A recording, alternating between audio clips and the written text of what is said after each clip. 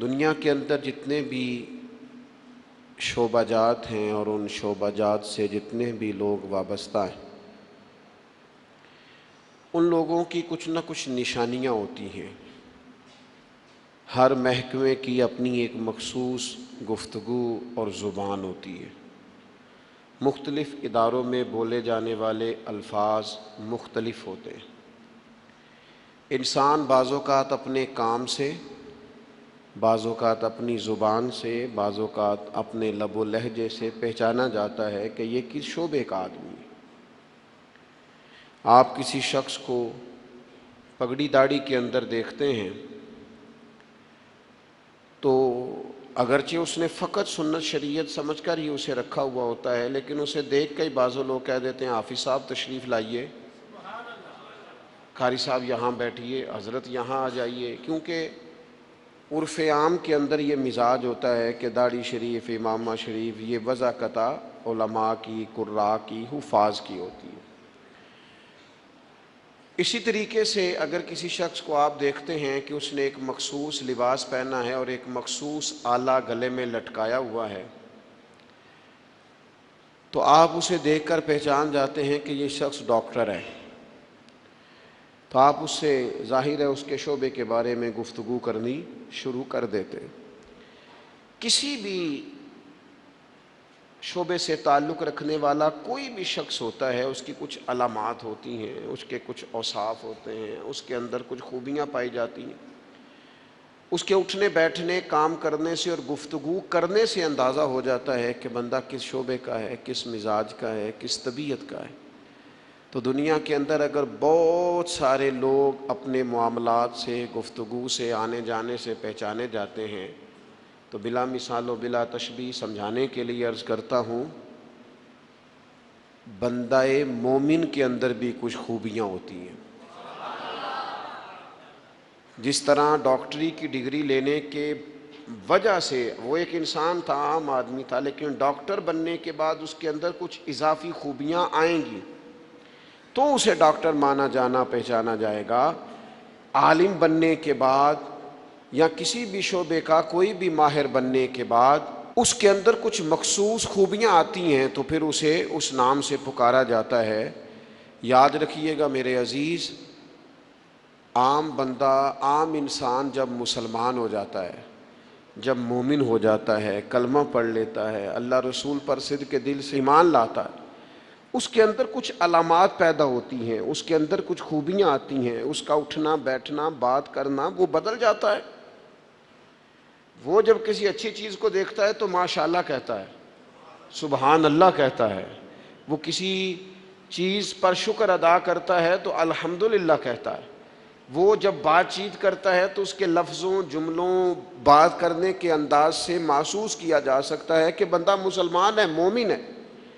تو صاحب ایمان شخص وہ اپنی علامات سے پہچانا جائے گا، اگرچہ صبح قیامت تو یہ دیکھا جائے گا کہ اس کے اندر ایمان کتنا تھا، گہرائی کتنی تھی، لیکن روزمرہ کے معاملات کے اندر اسے خود بھی سمجھنا چاہیے، خود بھی اپنا اسے محاسبہ کرنا چاہیے کہ میرے اندر ایمانداری کتنی ہے اور میں مومن کتنا ہوں، اس بات پر اسے غور کرنا چاہیے۔ قرآن مجید کی مختلف آیات کے اندر اللہ تعالیٰ نے صاحب ایمان لوگوں کی علامات کو اور نشانیوں کو بیان فرمایا ہے۔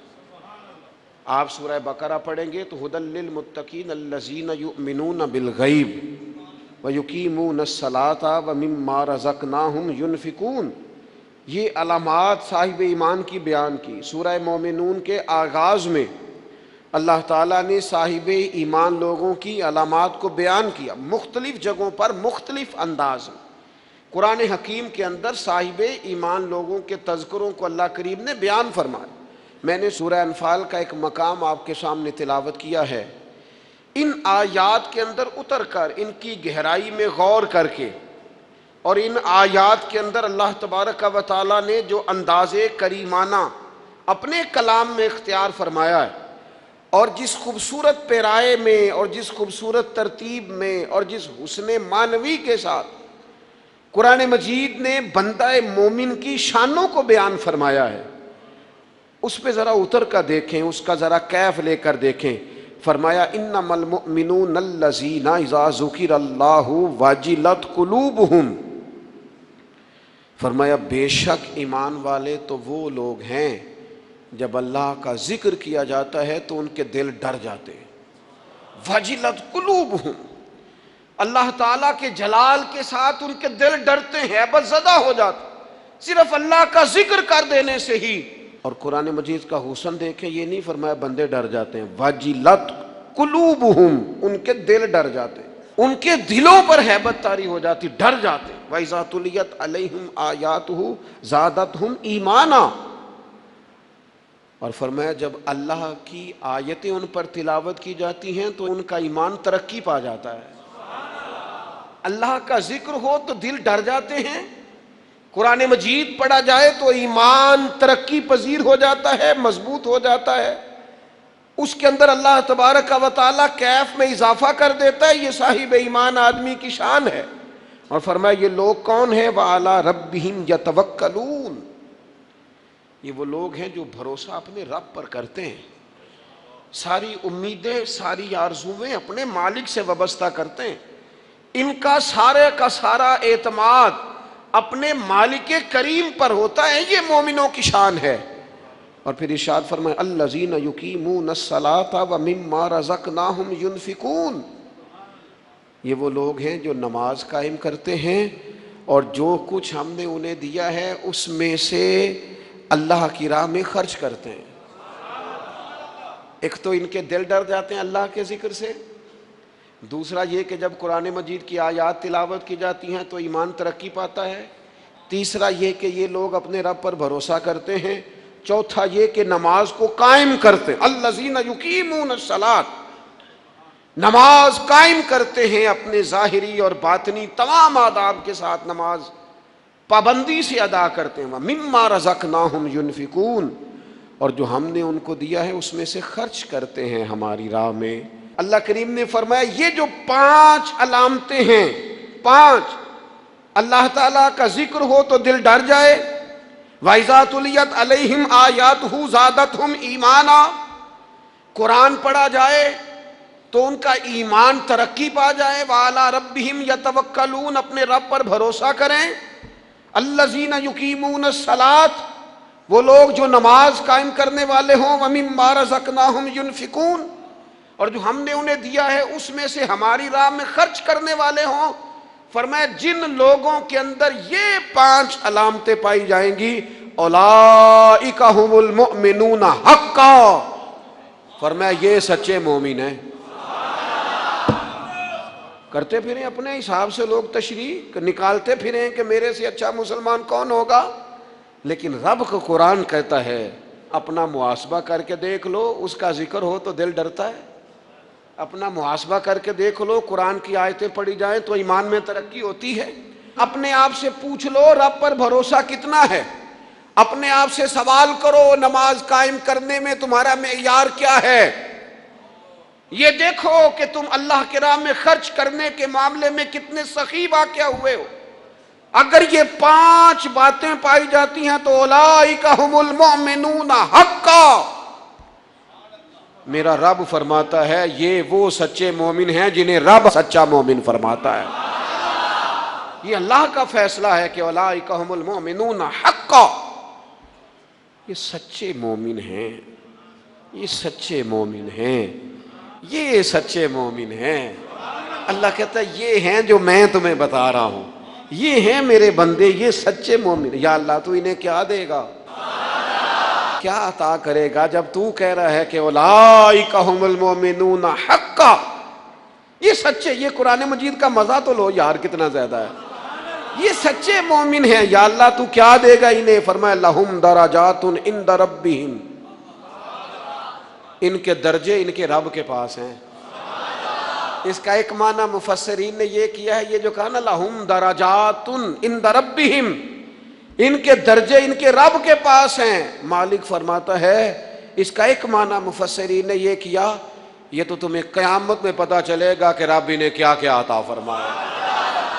لہم درجات عند ربہم، تمہیں کیا بتائیں اللہ انہیں کیا دے گا، ان کے درجے ان کے رب کے پاس ہیں. اس نے لکھ دیا ان کا اجر، طے کر دیا ان کا انعام۔ ان کے لیے مالک کریم نے اپنی رحمت سے فیصلے کر دیے کرم والے۔ ہاں تم اگر دنیاوی طور پر دیکھنا چاہو،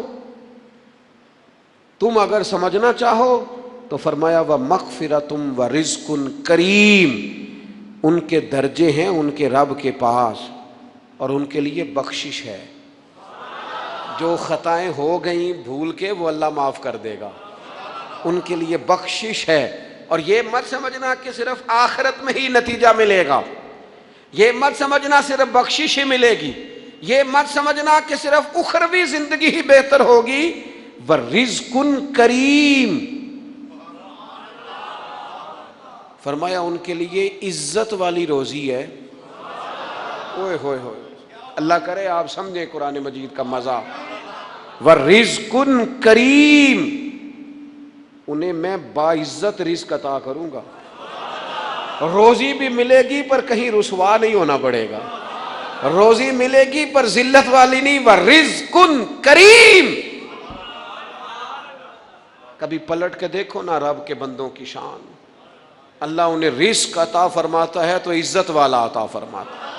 وقار والی روزی میں دوں گا، وقار والی۔ بس تم 5 چیزیں پیدا کرو اپنے اندر۔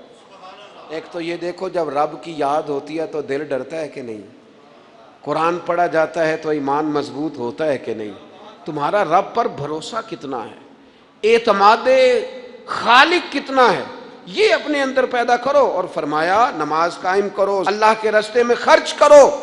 تم یہ 5 چیزیں پیدا کرو، رب کہتا ہے مومن بھی تم پکے ہو، درجے بھی بڑے دوں گا، جو خطائیں غلطی سے ہو گئیں وہ معاف بھی کر دوں گا۔ وَرِزْقٌ کریم، روزی ملے گی عزت والی۔ یہ کامل مومن کی نشانیاں قرآن مجید سورہ انفال میں بیان۔ ہم نا بعض ایسی چیزوں کا آہستہ آہستہ شکار ہوتے جا رہے ہیں جن میں ہمیں انتہائی زیادہ سمجھداری کی ضرورت ہے، معاملہ فہمی کی ضرورت۔ بندہ مومن کیا ہوتا ہے، اس کی علامتیں ہوتی ہیں، اس کی شانیں ہوتی ہیں۔ مومن کا ایک اپنا وقار ہوتا ہے، اس کی اپنی ایک الگ وزاداری ہوتی ہے، اس کا ایک اپنا اللہ تبارک و تعالیٰ نے سٹیٹس بنایا ہوتا ہے۔ ہمیں اپنا معیار قائم کرنا چاہیے، اور معیار وہ قلب سے قائم ہوگا، وہ روح سے قائم ہوگا، وہ باطن سے قائم ہوگا۔ بندہ مومن کا مقام سب سے پہلے اسے خود پتہ ہونا چاہیے کہ میرا توکل کتنا مضبوط ہے، اسے خود پتہ ہونا چاہیے۔ مجھے نہیں پتا آپ میں سے فجر کس کس نے پڑھی ہے، مجھے تو اپنا پتہ ہے۔ یہ ہمیں خود پتہ ہونا چاہیے کہ ہمارا معیار کیا ہے نماز کے معاملے۔ میں نہیں جانتا آپ کی جیبوں میں کتنا ہے اور آپ کتنا اللہ کی راہ میں خرچ کرتے ہیں، یہ بندے کا رب سے رشتہ ہے، یہ آپ جانے، آپ کا خدا جانے، میں جانوں، میرا رب جانے۔ اللہ کی ذات پر بھروسہ کتنا ہے، یہ لوگوں سے نہ پوچھتے پھریں، لوگوں کو نہ بتاتے پھریں، یہ تو دل کا معاملہ، اپنے آپ سے پوچھیں، اپنے آپ کو خود اپنے سامنے کھڑا کریں، اپنا حساب خود کریں، اپنے سے کبھی کبھی سوال و جواب کریں، اپنے سے گفتگو کریں۔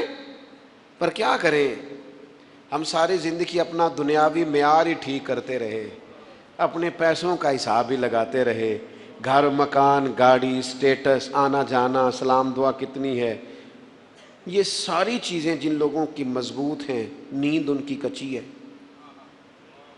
دنیاوی سٹیٹس جتنا لوگوں کا مضبوط ہے سوچیں ان کی ٹوٹی ہوئی ہیں، نظریات بکھرے ہوئے ہیں، لفظوں اور جملوں میں کمزوری ہے، باتیں جو ہیں وہ محسوس ہوتا ہے کہ ابھی تک یہ بندہ اطمینان ہی نہیں حاصل کر سکا زندگی میں، ابھی تک کوئی گفتگو پکی نہیں، کسی بات میں وزن نہیں، کسی جگہ ٹھہراؤ نہیں، کب ہوگا؟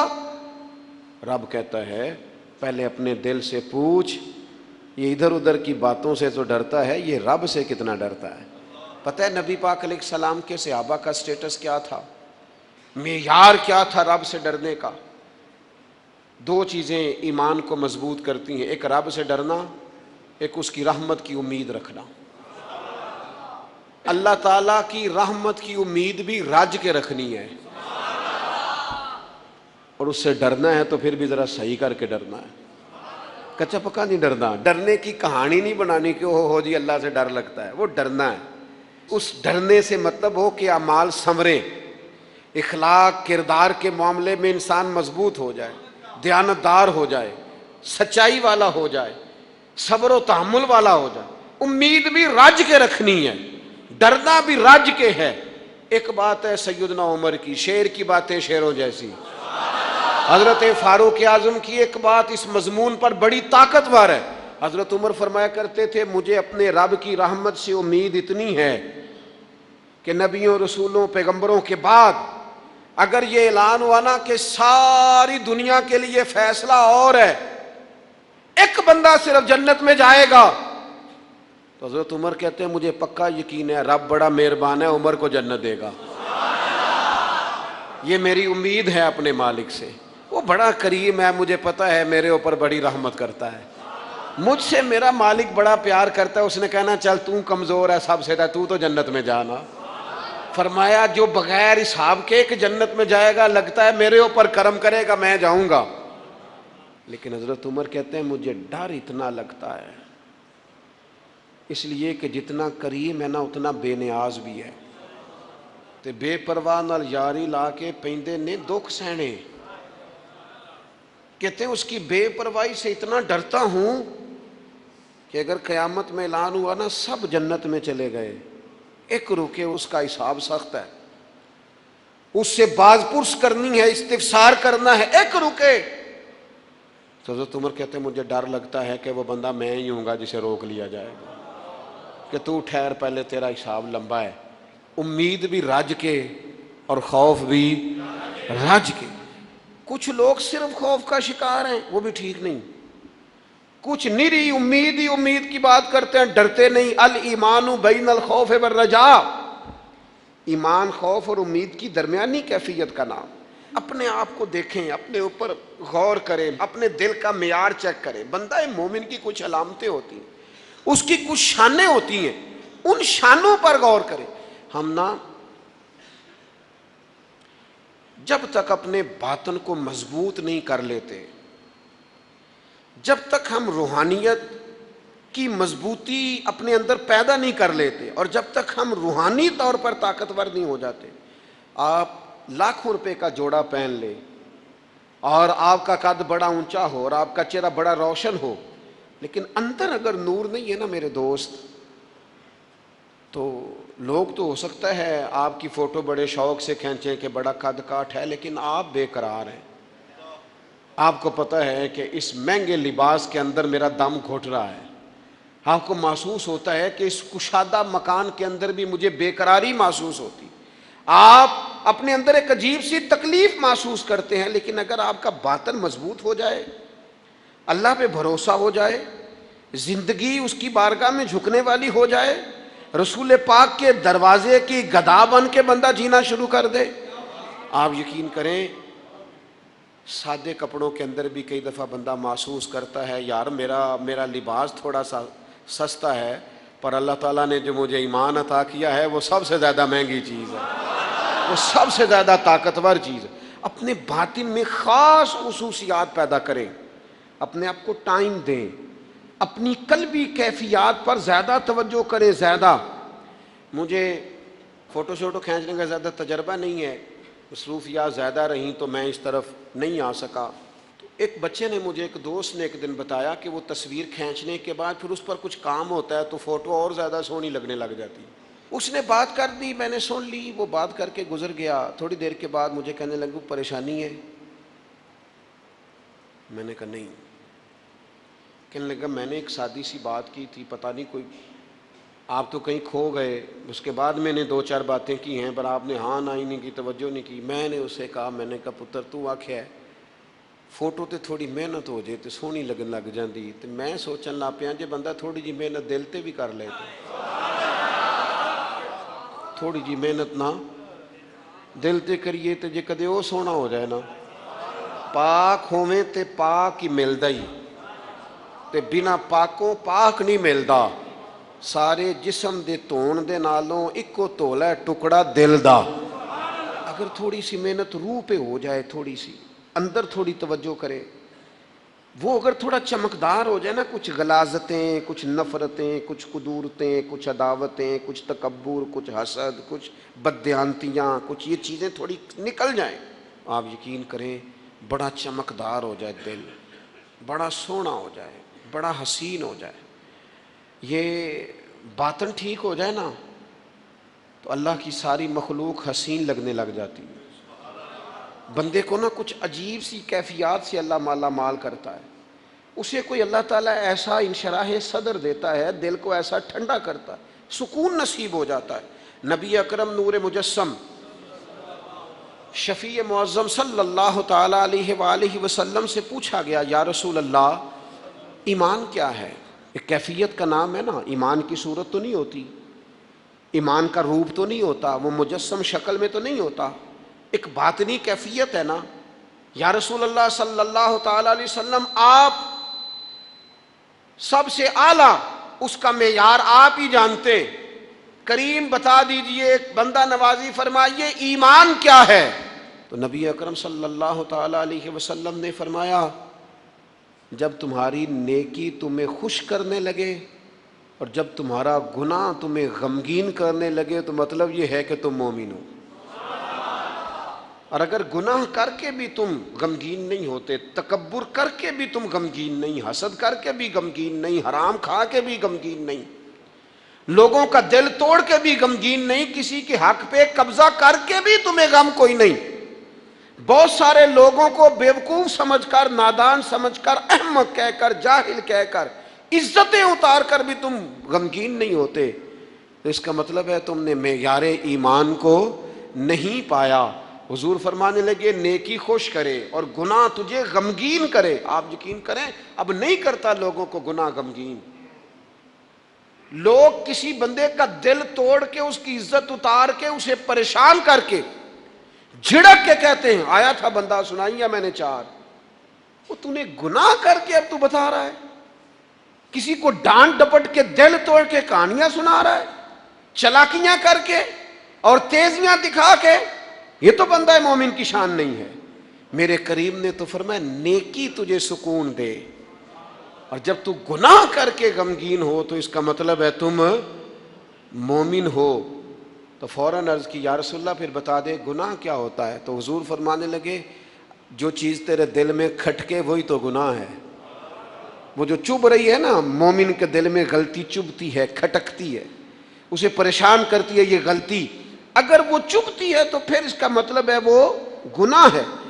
آج کل نا لوگوں نے گناہ کو گناہ سمجھنا چھوڑ دیا ہے۔ کسی نے کہا تھا جنوں کا نام خرد رکھ دیا، خرد کا جنوں، جو چاہے آپ کا حسن کرشمہ ساز کرے، آپ جو چاہیں نام رکھیں، جو آپ کی طبیعت آئے آپ وہ کام کریں، آپ اپنی مرضی سے نیکی اور بدی کا معیار قائم کر لیں، یہ ٹھیک نہیں ہے۔ اللہ کے رسول صلی اللہ تعالی علیہ وسلم نے جو آئینہ ایک بندہ مومن کے لیے بنایا ہے، اس آئینے کو ہمیشہ برقرار رکھا جائے، اپنے اندر وہ علامات تلاش کی جائیں جو ایمان کے بعد مومن کے اندر تبدیلیاں آتی ہیں، قلبی طور پر، روحانی طور پر اور اخلاقی طور پر۔ میں دیکھتا ہوں آج کل نا ہمارے ہاں سب سے زیادہ جس چیز کا فقدان ہے وہ محبت ہے۔ ہمارے لہجے، ہمارا انداز، ہمارا طریقہ، ہمارا اٹھنا بیٹھنا، اس کے اندر نا محبت نہیں۔ ہم نا لہجے الفت والے نہیں، مزاج محبت والا۔ کسی جگہ یار کوئی چلو پنجابی بندے ہیں، ایک دیسی گل تو انہوں سنانے میں مزہ آئے گا۔ وہ ایک جگہ نا کہیں ہم بیٹھے تھے ایک دفعہ، تو کسی شخص نے کسی سے کوئی لینی دینی تھی چیز، تو اس نے بات کی، تو آپ کو پتہ ہے وہ ریٹ لینے والا بہت زیادہ مانگ لیتا ہے اور دینے والا کوشش کرتا ہے صفر سے شروع کروں، نیچے سے ریٹ دیتا ہے۔ اس نے کوئی بات کی، ریٹ تھوڑا بتایا تو سامنے والا ناراض ہو گیا، کہنے لگا تو کس طرح دا بندہ ہے، کنج دی گل کی تھی۔ اب یہ جو ریٹ لگانے والا تھا اس نے بڑا حسین بات کی، وہ بندہ جواب میں بڑے غصے میں آ گیا، اس نے تلخ لب و لہجہ، لگتا تھا تھوڑی دیر کے بعد اٹھ پڑے گا، گریبان تامے گا۔ تو آج کے کہنے لگا یار وہ لینا دینا تے مقدرہ ہے، گل تے پیار نال کر۔ میں نہ جناب شاعر مزاج آدمی نہ کئی دفعہ پورا فدا ہو جاتا ہے، میرا دل کرے اس بندے کے ہاتھ چوم لو، اس نے کمال بات، اس نے کہا لینا دینا تے اوے گل تے پیار نال کر یار، 2 گھڑیاں دا بہن ہے، ذرا پیار سے بات کر. کیا ہو گیا تجھے؟ ملنے آئے ہیں، غنیمت جانی ہے مل بیٹھنے کو، جدائی کی گھڑی سر پر کھڑی ہے، ابھی الارم بجے گا اٹھ کے تو اپنے گھر میں اپنے گھر. او بات تو پیار سے کر، او بول تو محبت کے ساتھ. سودا دینا بیچنا لینا الگ بات، او تو بولا تو ٹھیک کر، تیرا لہجہ تو ٹھیک ہو، تیری گفتگو تو ٹھیک ہو. لو سنو نا کیا کہا مدینے والے محبوب نے، کیا بات ہے میرے کریم رسول کی. حضور نے بات کھول کر بیان کر دی، مشکات میں موجود ہے. حضور فرمانے لگے اللہ کو ماننے والا، میرا کلمہ پڑھنے والا، فرمایا جو مومن ہوتا ہے نا، مومن ہوتا ہی الفت والا ہے، مومن ہوتا ہی محبت والا ہے. مومن اور محبت یہ لازم و ملزوم ہے. مومن اور محبت یہ ایک چیز کے 2 نام ہیں. حضور فرمانے لگے مشکات میں حدیث ہے، فرمایا مومن ہوتا ہی محبت والا ہے، فرمایا اس بندے میں کوئی خیر ہی نہیں، نہ کسی سے پیار کرے نہ کوئی اس سے پیار کرے. جو نہ پیار کرے نہ اس سے پیار کیا جائے اس میں خیر ہے ہی کوئی نہیں. مومن جو ہے نا، مومن وہ پیار کرتا بھی ہے اور مومن سے پیار کیا بھی جاتا ہے. اپنی زندگی کو تلخی، مومن کی شان نہیں تلخ تلخ رہنا، ناراض ناراض رہنا، بے چین سا رہنا، ہر وقت شکوے کرنے، ناراض وقت گزارنا، ہر وقت کوئی نہ کوئی اعتراض کا دروازہ کھول کے رکھنا، ہر وقت کوئی نیا شکوہ، کوئی نئی بات کھول کے رکھنا. اس سے نکل آؤ یار. پیار جو ہوتا ہے نا وہ دنیا کو سنوار دیتا ہے. محبت جو ہوتی ہے نا اس کے اندر بڑا مزہ ہوتا ہے، اس میں بڑا کیف ہوتا ہے. اس لیے اپنے لہجوں سے تلخیوں کو نکالیں. ہمارے ہاں نا ایک بہت بڑا مسئلہ ہے، بالخصوص ہم جو صوفیاء کی جماعت ہے نا، اس میں بعض لوگوں کا خیال ہے کہ میں نا فلاں درود پاک پڑھوں گا تو نبی پاک کے قریب چلا جاؤں گا. کوئی شک نہیں، درود پڑھنے سے حضور کا قرب ملتا ہے. بعض لوگوں کا خیال ہوتا ہے کہ نعت شریف کی برکت سے محبوب کے قریب جاؤں گا. کوئی شک نہیں، نعت پڑھنا اور نعت سننا یہ بندے کے دل کو حضور کی محبت کے اندر بڑا مضبوط کر دیتا ہے. کچھ لوگوں کا معیار ہوتا ہے کہ میں اتنے وظائف اس ٹائم میں مکمل کروں گا تو میں نبی پاک کے قریب جاؤں گا. تو حضور نے تو خود بتا دیا میرے قریب کون ہے. درود پاک پڑھنے والے کو بھی قریب بیان کیا حضور نے. جہاد کرنے والا، عبادت کرنے والا، ریاضت کرنے والا، دین کی خدمت کرنے والا، یہ سب حضور کے قریب ہیں. پر نبی پاک علیہ السلام نے فرمایا تم میں سے، یہ بخاری ہے، فرمایا تم میں سے میرے یہاں میرے قریب سب سے محبوب وہ شخص ہے جس کے اخلاق زیادہ اچھے ہیں، جس کا رویہ لوگوں کے بارے میں ٹھیک ہے، جس کی نیتیں، ارادے، لہجے لوگوں کے حق میں نرم ہے، وہ میرا محبوب ہے. حضور فرماتے ہیں میرا محبوب ہے، میرا وہ پیارا بندہ ہے، وہ میرا محبوب ہے امتی. تو حضور کا محبوب بننے کا بہترین طریقہ یہ ہے کہ اپنا اخلاق ٹھیک کیا جائے. ایک بات اور کرنی ہے، جو دور میرا اور آپ کا دور ہے نا، یہ تیز لوگوں کا دور ہے، چالاک لوگوں کا دور ہے. لوگ ایسی بات سناتے ہیں کہ بندہ حیران ہو جاتا ہے. چالاک مزاج، تیز طبیعت. میں نے اپنی زندگی میں بڑے بڑے تیز لوگ ناکام ہوتے دیکھے اور بڑے بڑے بھولے بندے سیدھے سادے. لیکن ان لوگوں کو اللہ تعالیٰ نے اتنا نوازا ہے، اتنا کرم فرمایا ہے. لو سنو، ترمذی ہے، نبی اکرم صلی اللہ تعالی علیہ وسلم نے فرمایا جو مومن ہوتا ہے نا وہ بھولا بھالا ہوتا ہے اور شرافت والا ہوتا ہے. بلکہ ایک حدیث میں تو حضور فرماتے ہیں مومن اتنا بھولا ہوتا ہے کہ سامنے والا اسے بیوقوف سمجھنے لگ جاتا ہے. اس کا خیال ہوتا ہے اسے تو عقل ہی کوئی نہیں. مومن بھولا بھالا. اور ایک حدیث میں یہ بھی لفظ ہیں کہ جنت میں اکثر بھولے بھالے لوگ جائیں گے. یہ جو تیزیاں ہیں نا، انسان کا سمجھدار ہونا اور بات ہے، انسان کا تدبر والا ہونا، فہم و فراست والا ہونا اور بات، لیکن چلاک ہونا، مکار ہونا، شیشے میں اتارنا، لوگوں کو اپنے قابو میں کرنے کی کوشش کرنا، اس کو شریعت پسند نہیں کرتی. تو نہ بندوں کو چلاکی کر کے قابو نہ کر، محبت سے قابو کر، اخلاق سے قابو کر. تو اپنے انداز بڑی بڑی عجیب داستان سرائی کر کے لوگ دنیا کو جیتنا چاہتے ہیں، اس سے انسان کے اندر کمزوری آتی ہے۔ کچھ جگہ ایسی ہوتی ہیں جہاں تیزیاں، مجھے ایک بات میرا بڑا دل کر رہا ہے، کر لوں، ٹائم تھوڑا رہ گیا ہے۔ حضرت خواجہ معین الدین صاحب چشتی رحمۃ اللہ علیہ نا، خواجہ قطب الدین صاحب بختیار کاکی رحمۃ اللہ علیہ سے ملنے کے لیے یہاں آئے دلی میں، اپنے مرید سے ملنے۔ سب لوگوں سے ملاقات ہوئی تو ایک شخصیت ایسی تھی جن سے خواجہ صاحب کا خیال تھا ملاقات ہوگی، لیکن ملاقات نہ ہو سکی۔ خواجہ صاحب خود ملنے چلے گئے، وہ بھی کوئی دینی تعارف رکھتے تھے۔ آپ نے فرمایا ملنے کیوں نہیں آئے؟ وہ کہنے لگے کیسے ملنے آتا، یہاں میرا بڑا روب تھا، مجھے لوگ جانتے تھے، لیکن آپ نے قطب الدین کو یہاں بٹھا دیا ہے، سب لوگوں کی توجہ ہی ان کی طرف ہو گئی ہے، تو میں کیسے ملنے آتا؟ خواجہ معین الدین صاحب رحمۃ اللہ علیہ خواجہ قطب صاحب سے فرمانے لگے بیٹے کسی کا دل توڑ کے کام نہیں کیا جاتا دین کا، تو سامان باندھ چلے، تو میرے ساتھ اجمیر چل، دلی رہنا ہی نہیں۔ ہم نے کہا حضور جو حکم ہو۔ انہوں نے سارا سامان سمیٹا، اونٹوں پہ رکھا، روانگی ہونے لگی۔ جب دلی سے باہر نکلے نا شہر سے، تو سارا شہر امڑ آیا، حتیٰ کہ بادشاہ وقت بھی منتیں کر رہا ہے، لوگ رو رہے ہیں حضور خواجہ قطب کو نہ لے کے جانا۔ اس شخص کے درد نے پورے شہر کو درد والا بنا دیا، اس کی تہجد کے وقت کی دعاؤں نے بڑے لوگوں کو مسلح پہ کھڑا کر دیا۔ اس شخص کا اللہ پر بھروسہ بڑے لوگوں کو ایمان کو تقویت دیتا ہے۔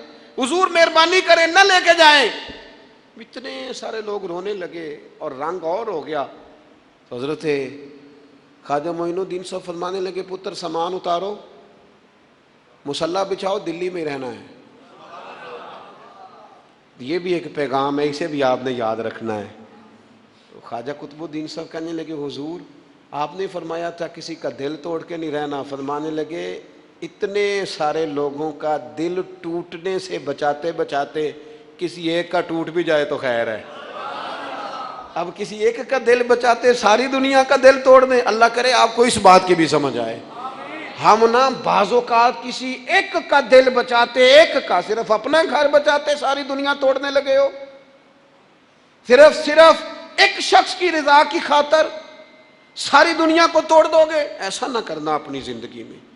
یہ مت دیکھنا کہ کسی ایک دو تین بندوں کے نفع کے لیے امت کا، قوم کا، ملت کا نقصان کر دو، یہ کام کبھی نہ کرنا۔